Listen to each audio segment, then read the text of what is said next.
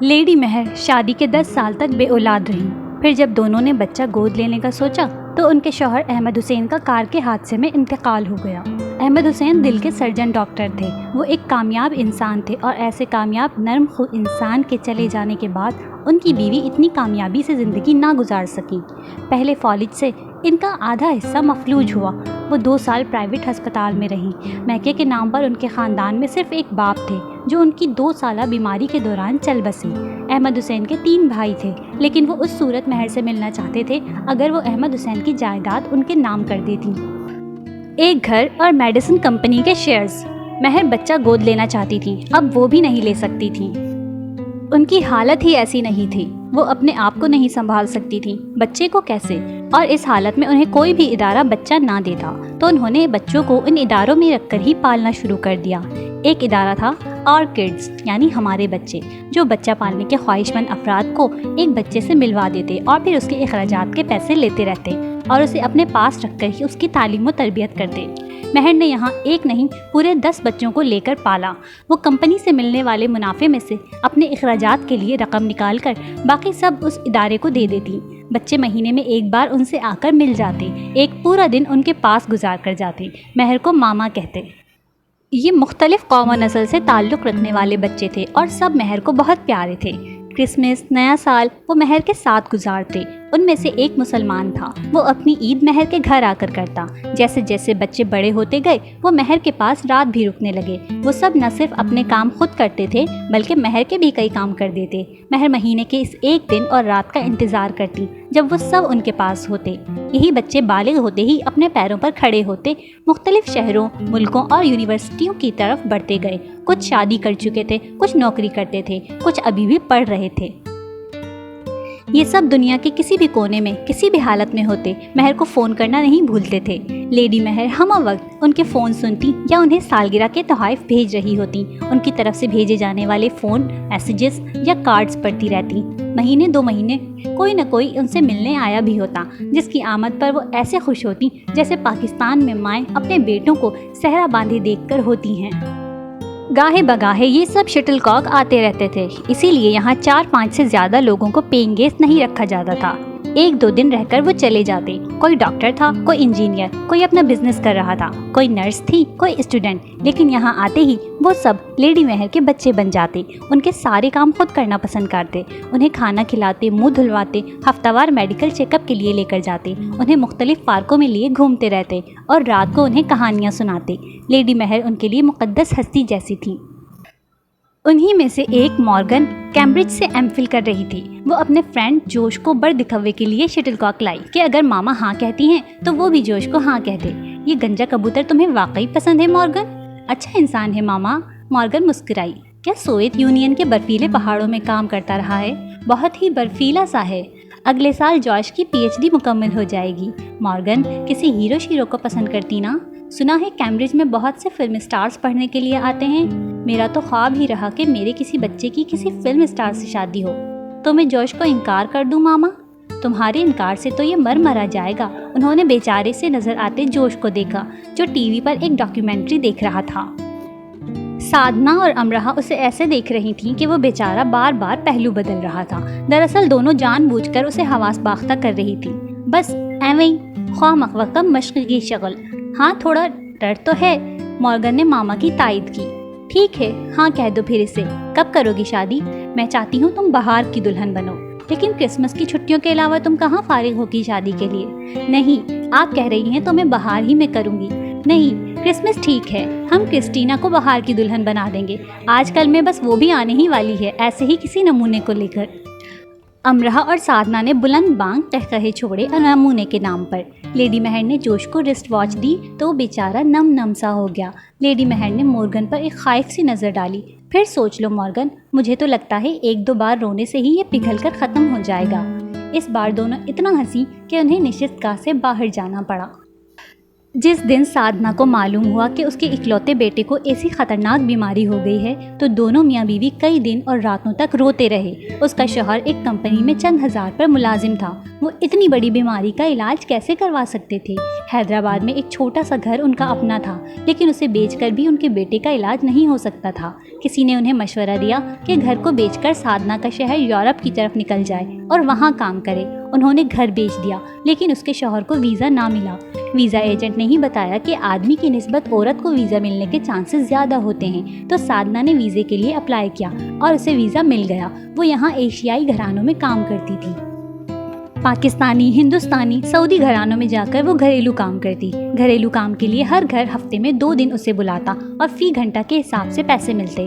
Lady महर के घर वो पहले किराएदार थी, फिर लेडी महर ने उसके हवाले सारा घर कर दिया। वो लेडी महर को भी देखती और घर को भी। 2 सालों में उसने काफ़ी कमाया था। सिंगापुर के अस्पताल में आर्यन के 2 ऑपरेशन हो चुके थे, एक आखिरी ऑपरेशन होना था, फिर 3 माह के मेडिकल चेकअप। डॉक्टर बहुत पुरुमीद थे आर्यन की सेहतयाबी के लिए और डॉक्टर से ज़्यादा साधना खुद थी।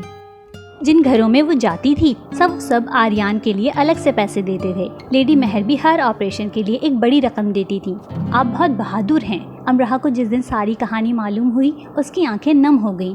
हाँ, मैं बहादुर हूँ, इसीलिए अल्लाह ने मेरा इंतखाब किया कि मैं इस मुश्किल को आसान कर दूँ। मुझे अपने मुंतखब किए जाने पर खुशी है। आपका बेटा बहुत बड़ा इंसान बनेगा।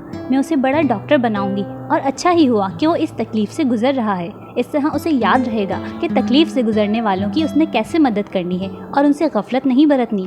कुदरत के हर इक़दाम में एक गहरा राज होता है।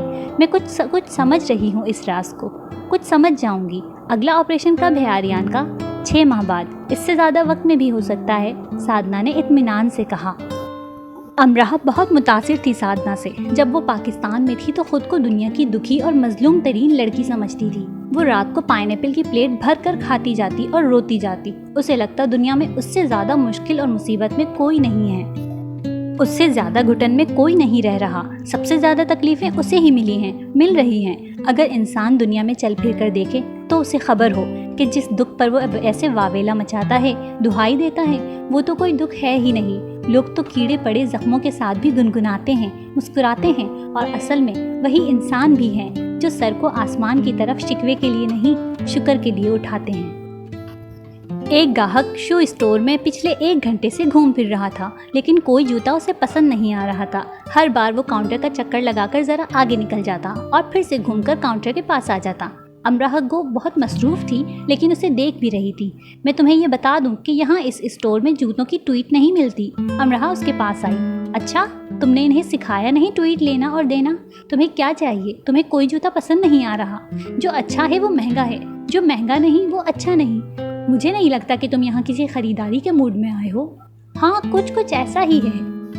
अच्छा देखो, हमारे स्टोर रूम में कुछ नुक्स वाले जूते रखे हैं। हम वर्कर्स चाहें तो इन्हें ले सकते हैं। मैं इनसे बात कर लेती हूँ। तुम मेरे साथ आकर अच्छे वाले लेकिन सस्ते वाले जूते ले सकते हो।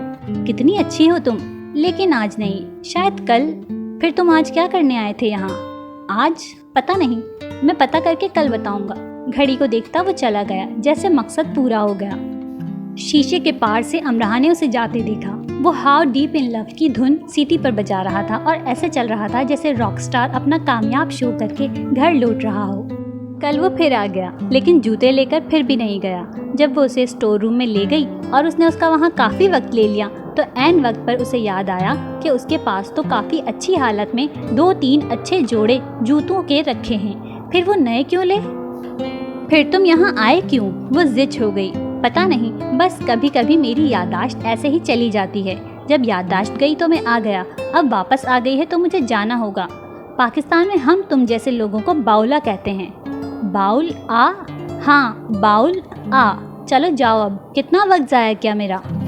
जाते जाते वो फिर रुक सा गया। मेरा ख्याल है अगर मैं एक जोड़ा जूता ले ही लूँ तो कौमी असेंबली में से यकीनन ज़ेर बहस नहीं लाया जाएगा।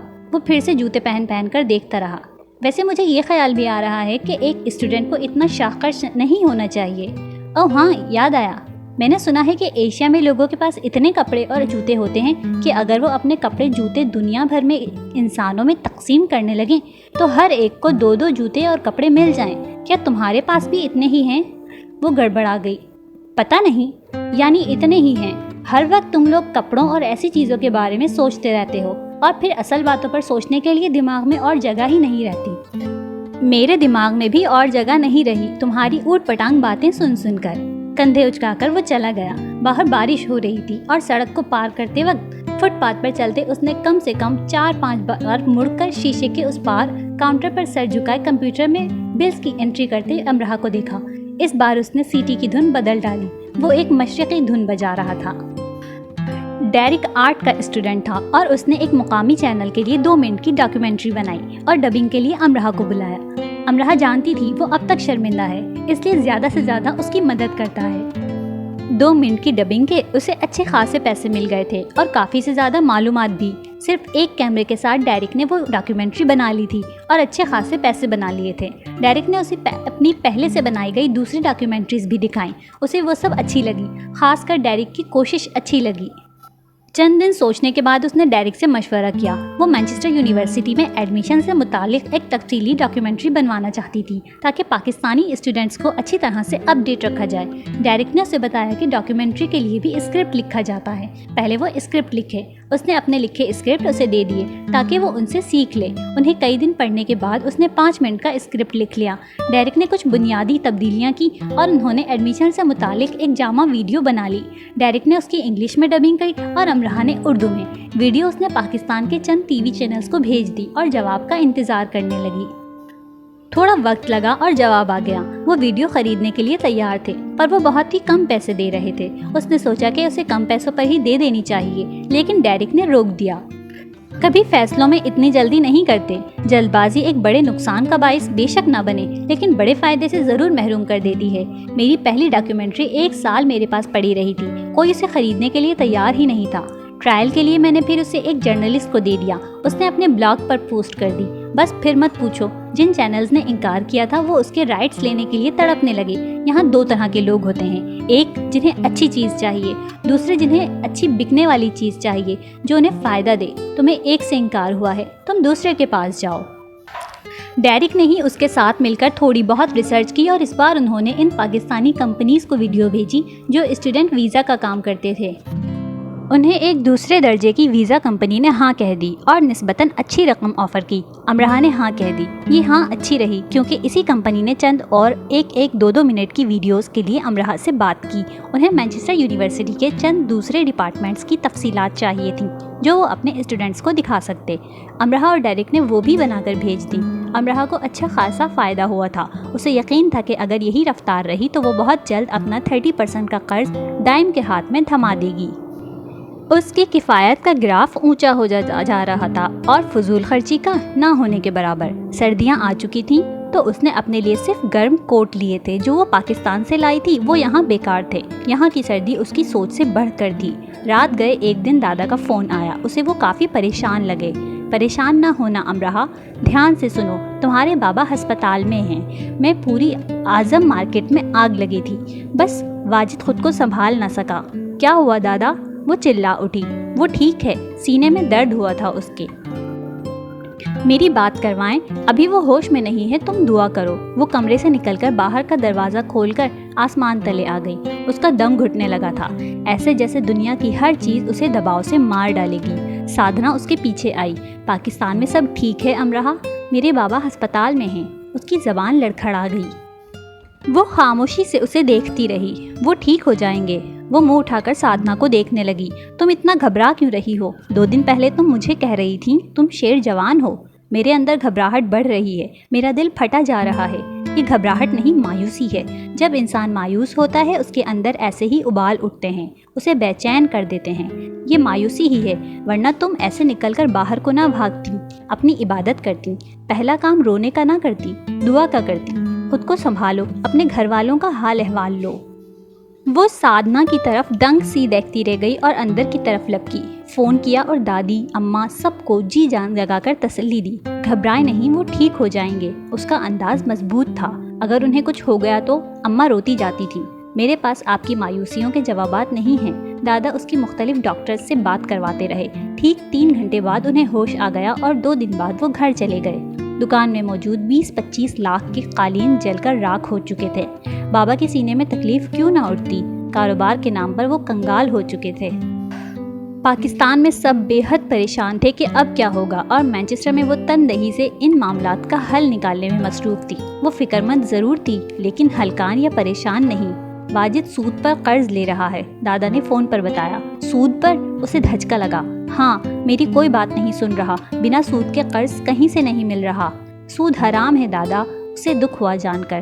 یاد ہے مجھے، اور واجد کو بھی یاد دلایا ہے۔ کہتا ہے سود نہیں ہے، بس وہ قرض پر منافع لیں گے۔ دادا آبدیدہ ہو گئے، یا وہ گھر بیچے گا یا قرض لے گا، ورنہ دکان کیسے چلائے گا۔ بابا سے کہیے گا قرض نہ لیں، میں کچھ کرتی ہوں۔ تم کیا کرو گی؟ دادا حیران ہوئے۔ کیوں؟ بہت کچھ کر سکتی ہوں میں۔ جہاں ایک مشکل آتی ہے وہاں دائیں بائیں 100 حل آتے ہیں۔ میں دائیں بائیں اوپر نیچے دیکھتی ہوں، حل ضرور کہیں آس پاس ہی ہے۔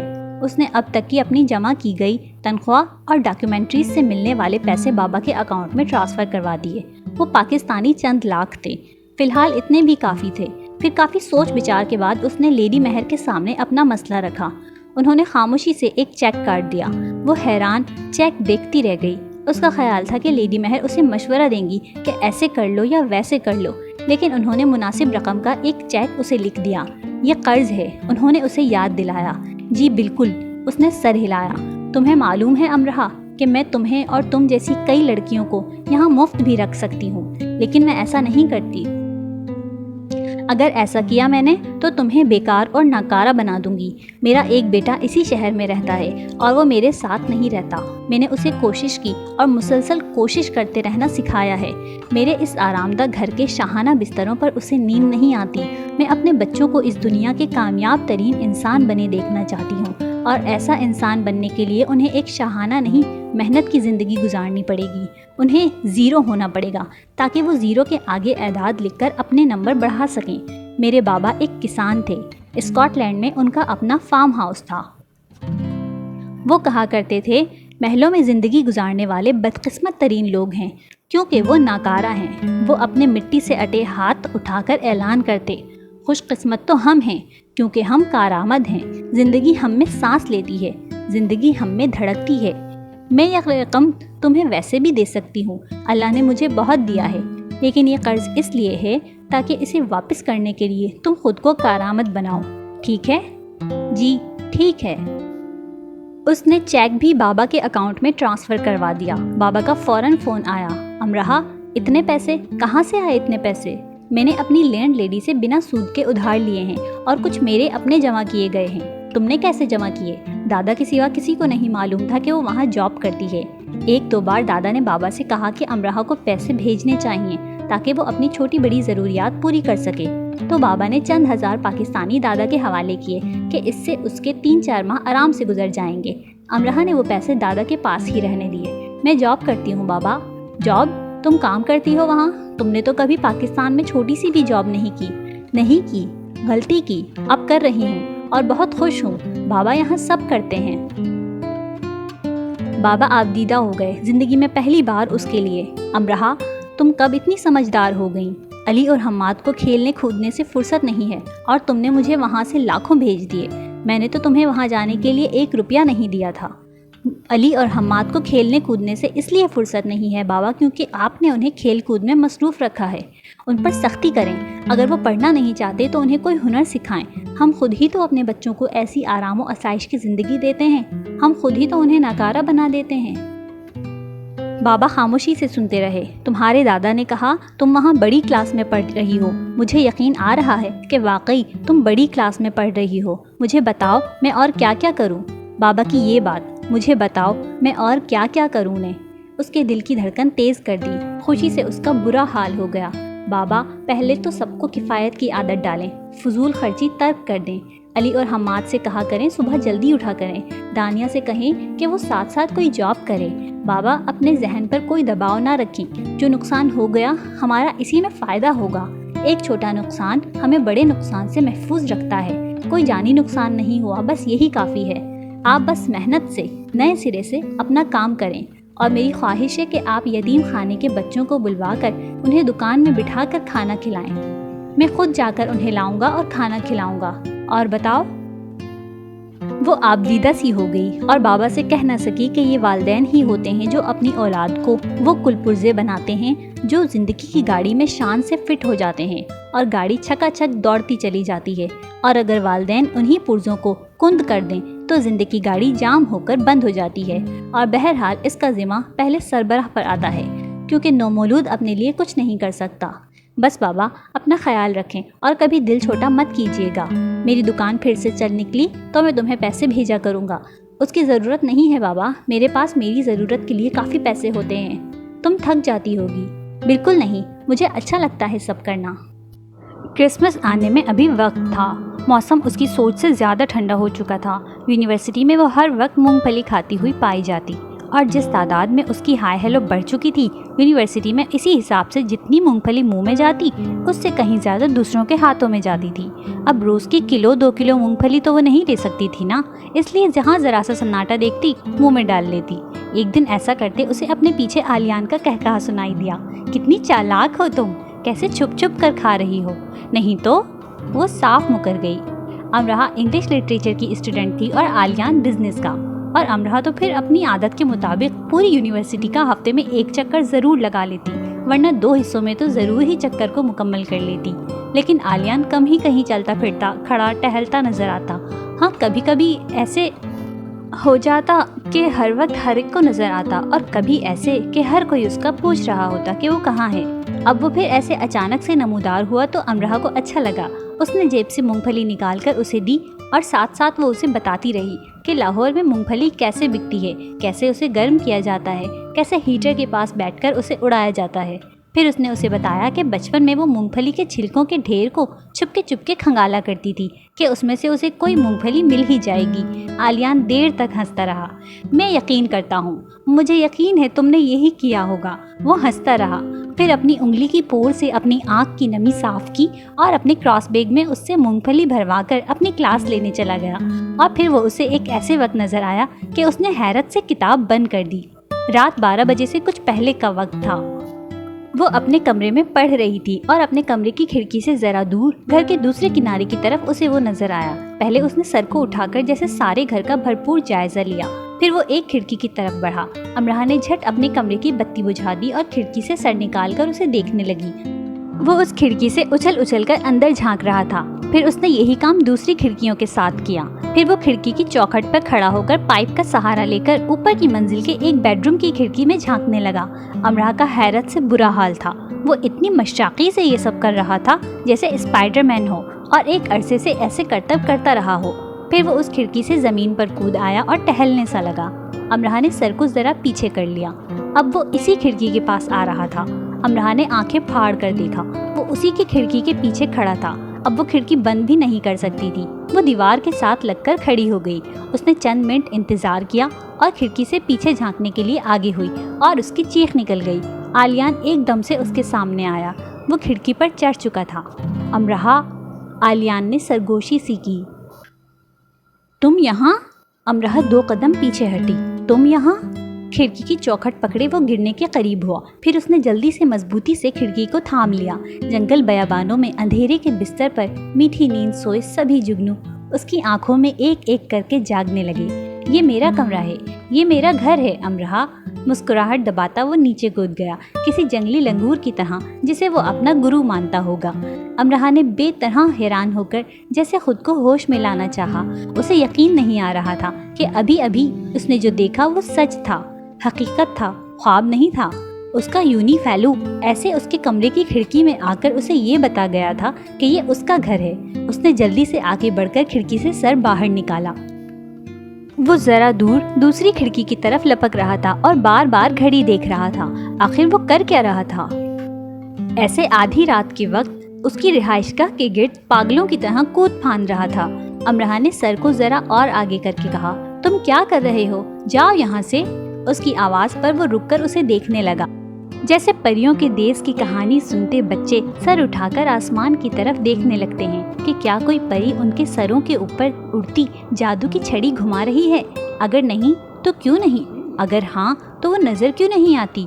اچھا، اور وہ نظر آ گئی۔ وہ نیچے کھڑا اسے دیکھ رہا تھا۔ وہ کھڑکی سے سر نکالے اس پر خفا ہو رہی تھی۔ پاگل ہو کیا؟ آواز کو دھیما رکھ کر وہ چلائی۔ پاگل ہوں میں؟ اس نے مسکراہٹ دبا کر سر ہلایا۔ اچھا تو یہ تمہارا گھر ہے؟ اپنی دانست میں وہ اسے چڑھا رہی تھی۔ تو پھر سیدھے راستے اندر آ کر دکھاؤ۔ اچھا۔ آلیان نے سینے پر ہاتھ باندھ لیے اور اس کے اگلے حکم کا انتظار کرنے لگا۔ کیا ڈرامہ ہے یہ؟ امرہ پوری قوت سے چلائی۔ اس نے جھرجھری لے کر ڈرنے کی اداکاری کی اور کان میں انگلی گھمانے لگا، پھر سر کو جھکا کر کان کو صاف کرنے کا عمل کیا۔ امرہ کو کافی برا لگا۔ اس نے اپنے اسٹڈی ٹیبل پر رکھا ایک عدد موٹا میگزین اٹھا لیا اور اسے دے مارنے کے لیے ہاتھ بلند کیا۔ آلیان کو برا لگا۔ وہ سنجیدگی سے کھڑے ہو کر اسے دیکھنے لگا۔ کیا وہ کھڑکی میں کھڑی جولیٹ ہے اور کیا وہ نیچے کھڑا رومیو ہے؟ ستاروں بھری رات نے وقت کی کان میں سرگوشی کر کے پوچھا۔ وقت نے کندھے اچکائے اور مسکرا کر کہا، انتظار کرو۔ امرہ میگزین اسے دے مارتی وہ تیزی سے گھر کی دوسری طرف چلا گیا۔ اس نے تقریباً خود کو آدھا کھڑکی سے باہر نکال کر اسے ڈھونڈنا چاہا، لیکن وہ اسے کہیں نظر نہیں آیا۔ کچھ ہی دیر میں اسے گھر کے اندر سے شور کی آوازیں آنے لگیں۔ رات کے اس وقت اس طرح کی آوازوں کا آنا عجیب تھا، خاص کر لیڈی مہر کی آواز آنا۔ وہ کمرے سے باہر آئی تو سادھنا بھی اپنے کمرے سے نکل کر آ چکی تھی۔ کیا ہو رہا ہے؟ دیدی کا بیٹا آ گیا ہے انہیں سالگرہ وش کرنے۔ کب آیا؟ ابھی۔ آؤ اندر چلیں۔ سادھنا نے اس کا ہاتھ پکڑ لیا اور دونوں لیڈی مہر کے کمرے میں چلی گئیں اور لیڈی مہر کے بیڈ پر بیٹھا آلیان انہیں منا کر ہوم بیک کیک کھلا رہا تھا۔ کمرے کی کھڑکی کھلی تھی۔ دونوں ایک دوسرے کے ساتھ ایسے مصروف تھے جیسے دنیا میں اکیلے دو انسان ہی موجود ہوں۔ امرہ دیکھتی ہی رہ گئی۔ میرا بیٹا بھی تمہاری یونیورسٹی میں ہی پڑھتا ہے، ایک بار لیڈی مہر نے اسے بتایا تھا۔ یونیورسٹی کو فخر ہے اس پر، اور مجھے بھی۔ وہ بزنس کے نئے رجحانات اور طریقوں پر اس نے جو اسائنمنٹ لکھی تھی اسے یونیورسٹی نے کتابچے کی صورت میں چھاپ کر لائبریری میں رکھا ہے۔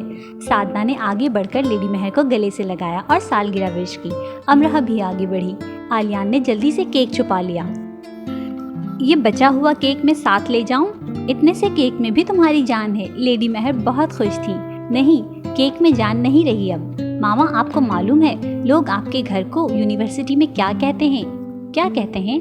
شٹل کاک۔ کیسا معصوم انسان تھا نا، وہ کیسے سچ اگل رہا تھا۔ کون کہتا ہے میرے وائٹ ہاؤس کو شٹل کاک؟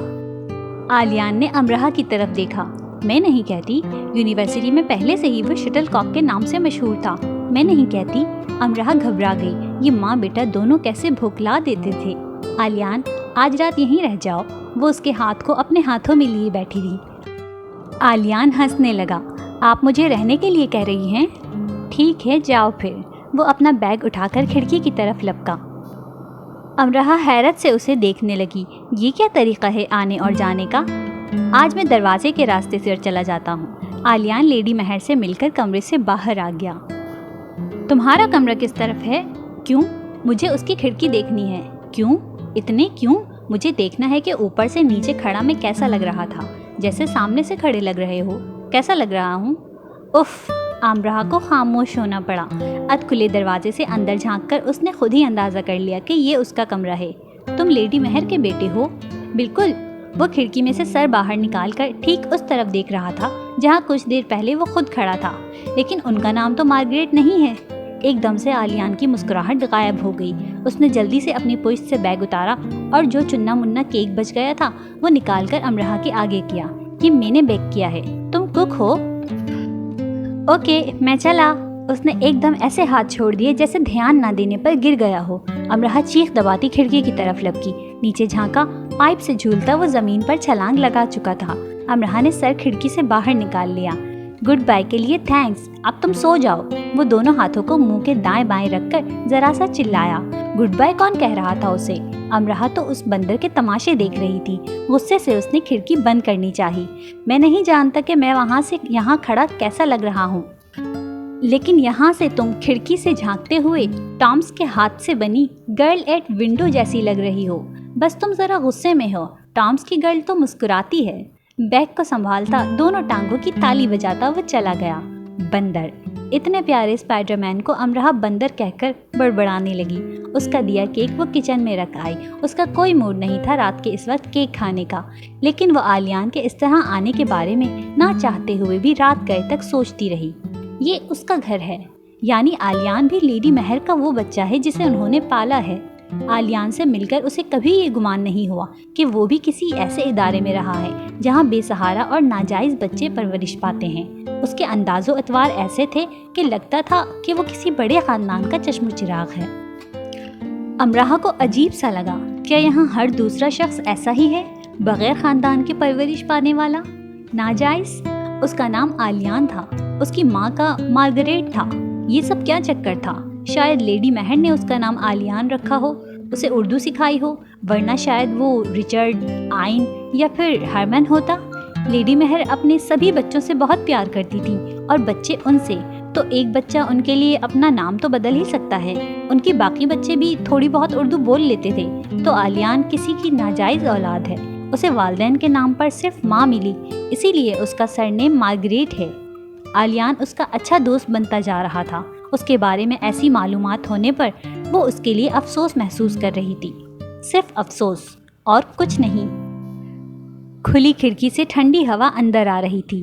امراہ کو اس وائٹ ہاؤس میں رہنا بہت اچھا لگ رہا تھا۔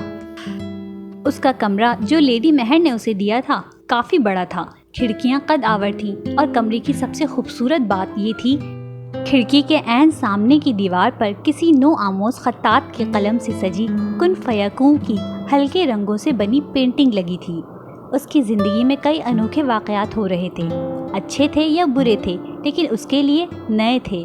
وہ کھڑکی میں آ کر کھڑی ہو گئی اور غیر ارادی طور پر اس طرف دیکھنے لگی جہاں آلیان کھڑا تھا۔ وہ بہت خوبصورت اور زندگی سے بھرپور تھا۔ جس فرینچ انداز سے وہ خفا ہوتا تھا وہ اس کا ٹریڈ مارک تھا۔ فرانسیسیوں کو سیکھنا چاہیے خفا کیسے ہوا جاتا ہے، لیکن امراہ یہ نہیں سوچ رہی تھی کہ وہ کتنا خوبصورت اور زندگی سے بھرپور ہے، یا یونیورسٹی اس کے لکھے کو کتابی شکل میں لاتی ہے۔ وہ تو اس کے ناجائز ہونے کے بارے میں سوچ رہی ہے، کسی قدر کراہت سے۔ اگلے سارا دن ڈور بیل بجتی رہی۔ لیڈی مہر کے لیے ان کے بچوں کی طرف سے دنیا بھر سے تحائف آتے رہے۔ ان کا وقت فون کال سنتے ہوئے گزرا، اور تو اور سب اپنے اپنے گھر اپنی اپنی جگہ کیک رکھے بیٹھے تھے اور اسکائپ پر لائیو لیڈی مہر کو سامنے بٹھا کر کیک کاٹ رہے تھے۔ ادھر لیڈی مہر کیک کاٹ رہی تھی، ہر 1 گھنٹے بعد کوئی نہ کوئی آن لائن ہو جاتا، کم سے کم 10 کیک کٹے۔ امراہ کے عیش تھے، کیک کھا کھا کر وہ تھک چکی تھی، تحائف کا اتنا ڈھیر لگ چکا تھا کہ اسے لیڈی مہر پر رشک آنے لگا تھا۔ کیسی اولاد ملی تھی انہیں جو ان کی نہیں تھی، اور ان کی اپنی اولاد سے زیادہ ان کی تھی، جن میں قوم و نسل، مذہب و روایات کا فرق نہیں تھا، تو ایک محبت میں فرق نہیں تھا۔ لیڈی مہر نے انہیں محبت دی تھی تو وہ بھی کنجوس نہیں تھے۔ رات تک جب آخری تحفہ بھی آ چکا تو ان سب نے آتش دان کے پاس بیٹھ کر وہ تحائف کھولے، اتنے بیش قیمت تحائف سے کہ امراہ کی آنکھیں خیرہ ہو رہی تھیں۔ لیڈی مہر ایک تحفے کو کھولتی، اسے کتنی ہی دیر چھوتی رہتی، اپنے ہونٹوں سے لگاتی اور اپنی آنکھوں پر رکھ لیتی۔ وہ تحائف بلا شبہ بہت قیمتی تھے، کیونکہ انہیں محبت سے خریدا گیا تھا۔ بے اولاد ہو کر بھی ایک خاتون نے اولاد والوں سے زیادہ خوشی پائی تھی، اور یہ صرف اسی لیے ممکن ہوا تھا کہ انہوں نے انسانیت کی معراج کو چھو لیا تھا۔ انہوں نے رنگ و نسل کو مٹا کر ان سب کو گلے سے لگایا تھا۔ وہ ایک ایک تحفے کو کھولتی اور اسے بھیجنے والے کے بارے میں انہیں بتاتی جاتی۔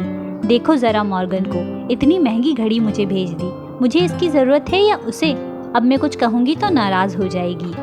ہر سال مجھے پہلے سے مہنگا تحفہ دیتی ہے، پارٹ ٹائم جاب کرتی ہے، جب گھر آیا کرتی تھی تو میرے دائیں کان سے اپنا بایاں کان جوڑ کر سویا کرتی تھی، اور اگر کبھی سوتے میں اس کا سر کھسک جاتا تو اٹھ کر پھر سے میرے کان سے کان ملا کر سو جاتی تھی۔ جانے اسے کیا خبر تھا، کہتی تھی رات میں خوابوں میں جو کچھ بھی آپ سنتی ہیں میں بھی وہ سننا چاہتی ہوں، اور اگلے دن اٹھ کر مجھے بتایا کرتی تھی کہ رات مجھے آنے والے سارے خواب اس نے بھی سنے ہیں۔ ساتھ ساتھ لیڈی مہر اپنی آنکھوں کی نمی صاف کرتی رہی۔ یہ باتیں سن کر جان کر تو امراہ کو لگ رہا تھا اس نے ملک نہیں بدلا، دنیا ہی بدل لی ہے۔ کیا دنیا میں لیڈی مہر جیسے اور بھی لوگ ہیں؟ یہ ڈینس نے خود بنایا ہے۔ انہوں نے لکڑی کے نفیس تختے کو ان کے سامنے کیا۔ تختے پر ایک تصویر کھدی تھی جس میں ایک عورت کرسی پر بیٹھی ہے، جس کے سر پر فرشتوں کا ہالہ چمک رہا ہے، اور 10 بچے اس فرشتہ صرف خاتون کے سامنے بیٹھے اسے محبت بھری نظروں سے دیکھ رہے ہیں۔ یہ دیکھو کیا بنا ڈالا ڈینس نے مجھے۔ آج کل جرمنی میں ہوتا ہے، اپنا بزنس کر رہا ہے اور ایک NGO بھی چلا رہا ہے۔ یہ 12 سال کا تھا جب ایک رات میرے پاس رہا تو رات کے کسی پہر اپنے بستر سے نکل کر میرے بیڈ کے قریب آ کر کھڑا ہو گیا۔ نہ جانے کب تک کھڑا رہا۔ جب اچانک میری آنکھ کھلی تو میں نے دیکھا کہ یہ میرے پاس کھڑا مجھے ٹکٹکی باندھے دیکھ رہا ہے۔ کیا مجھ سے زیادہ کوئی عورت اس کرۂ زمین پر ایسی خوش قسمت ہوگی جسے اس کی اولاد راتوں کو ایسے اٹھ کر محبت سے دیکھتی ہو؟ بہت دیر تک لیڈی مہر سب کی باتیں کرتی رہی۔ پھر امرہا انہیں کے کمرے میں لے آئی۔ بیڈ کے قریب ٹیبل پر ایک چھوٹی سی تصویر فریم میں رکھی تھی۔ وہ پہلے وہاں موجود نہیں تھی، یہ آلیان نے دی ہے۔ لیڈی مہر تصویر کو ہاتھ میں لے کر اسے ہونٹوں سے لگانے لگی۔ تصویر ہاتھ سے بنائی گئی تھی جس میں آلیان نے اپنے تخیل کو دکھایا تھا کہ وہ لیڈی مہر کو نوجوان اور خوبصورت کیسے دیکھنا چاہتا ہے۔ بہت پیار کرتا ہے مجھ سے۔ انہوں نے امرہا کو پاس بیٹھنے کا اشارہ کیا۔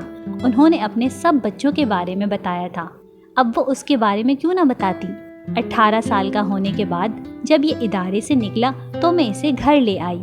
یہ میرے دوسرے سب بچوں میں سب سے چھوٹا تھا اور بچپن میں بہت رویا کرتا تھا۔ جب یہ ایک دن اور ایک رات میرے پاس رہ کر جاتا تو مجھے بتایا جاتا کہ وہ واپسی پر بہت ڈسٹرب ہو جاتا ہے، روتا ہے، رات بھر سوتا نہیں، کھانا نہیں کھاتا۔ پھر میں جا کر اسے مل کر آتی لیکن اسے گھر نہ بلاتی۔ پھر یہ بڑا ہو گیا تو میں نے سوچا اب اسے اپنے پاس رکھوں گی۔ وہ گھر آ گیا اور بہت خوش تھا، بلکہ خوشی سے روتا رہا۔ کئی گھنٹے وہ گھر کی دیواروں کو، کمروں کو دیکھتا رہتا، آتش دان کے قریب بیٹھا اونگتا رہتا اور پھر رات بھر ٹی وی پر ایکشن فلمیں دیکھتا رہتا۔ میں نے سوچا نیا گھر کا ماحول ملا ہے، شاید اس لیے۔ لیکن کئی ہفتے گزر گئے، اس کے معمولات میں تبدیلی نہ ہوئی۔ دن بھر باہر کھیلتا، رات کو فلم اور ویڈیو گیمز۔ میں نے انتظار کیا کہ شاید وہ خود کو بدل لے۔ وہ بڑا ہو چکا تھا، اب اسے سمجھداری کا مظاہرہ کرنا چاہیے تھا، زندگی میں آگے بڑھنا چاہیے تھا، لیکن وہ مجھے مایوس کر رہا تھا۔ ایک دن جب شدید برف باری ہو رہی تھی، میں نے اس کے چند گرم کپڑے بیگ میں رکھے اور اسے چند پاؤنڈز دے کر گھر کے دروازے کے باہر کیا اور اس سے کہا، انسان بن جاؤ تو آ جانا، اپنے گھر کو میں تمہیں برباد کرنے نہیں دوں گی۔ پھر امرہا کو بے تحاشا حیرت ہوئی۔ لیڈی مہر اتنی سختی سے کام لیتی رہی تھی۔ پورا 1 سال مجھے اس کی کوئی خبر نہیں ملی۔ یہ تو میں جانتی تھی کہ وہ بہت ضدی ہے، غصہ بھی بہت کرتا ہے، لیکن مجھے یہ نہیں معلوم تھا کہ وہ ایسے مجھ سے ناراض ہو جائے گا۔ مجھے دکھ ہوا کہ شاید میں نے اس کے ساتھ زیادہ ہی سختی سے کام لیا، لیکن میں کیا کرتی؟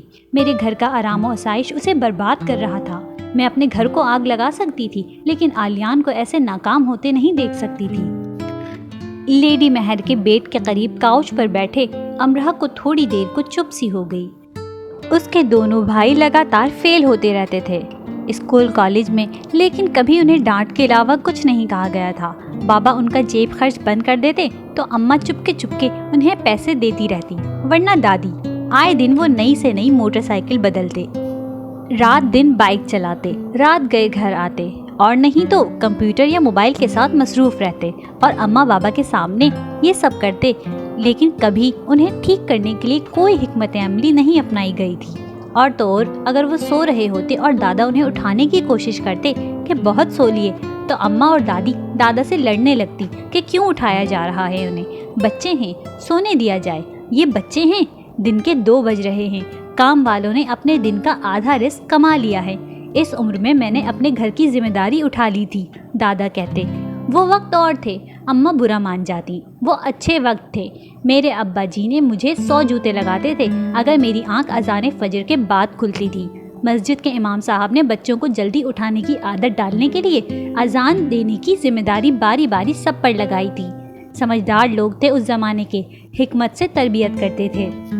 میری ماں تندور پر روٹیاں لگاتی تو میرا باپ مجھے تندور کے پاس بٹھا دیتا، کہتا تجھے بھی تو پتہ چلنا چاہیے کہ تیری ماں کیسے جھلس کر تیرے لیے روٹی پکا رہی ہے۔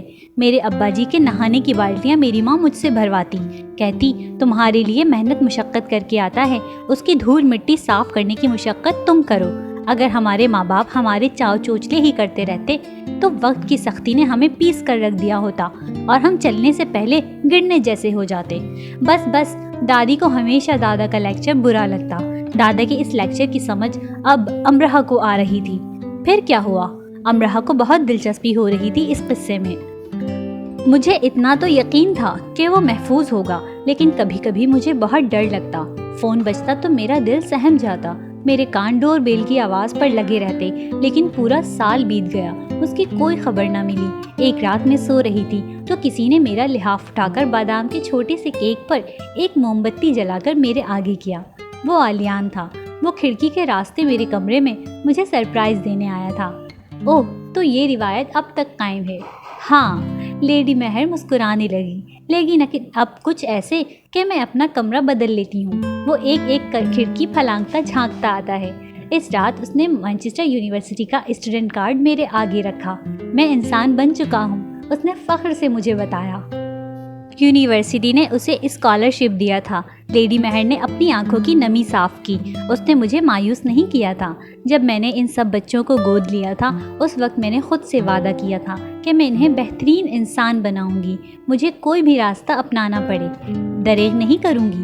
ایک عورت کی گود میں جب بچہ آتا ہے تو اس پر نبیوں اور ولیوں جتنی بڑی ذمہ داری عائد ہوتی ہے، ایک ایسا فرض جس میں غفلت کی گنجائش نہیں ہے۔ جب ایک انسان کو پرورش کے لیے، تربیت کے لیے ایک دوسرا انسان دیا جاتا ہے تو جیسے کل انسانیت کی لگامیں اس کے ہاتھ میں دے دی جاتی ہیں کہ اسے ابلیس بنا دو، کہ کل انسانیت کے لیے وبال بن جائے، یا پھر وہ بندہ بشر جو اپنے آگے اور پیچھے اور دائیں اور بائیں خیر کی روشنی بکھیرتا چلا جائے۔ سارے انسان خیر ہوتے ہیں امرہا، بس ان کی پرورش کے جو گہوارے ہوتے ہیں وہ انہیں کچھ کا کچھ بنا دیتے ہیں۔ سب پھول ہوتے ہیں، بس ہم ہی انہیں توڑ کر مسل کر اپنی مرضی کے کیچڑ میں پھینک دیتے ہیں۔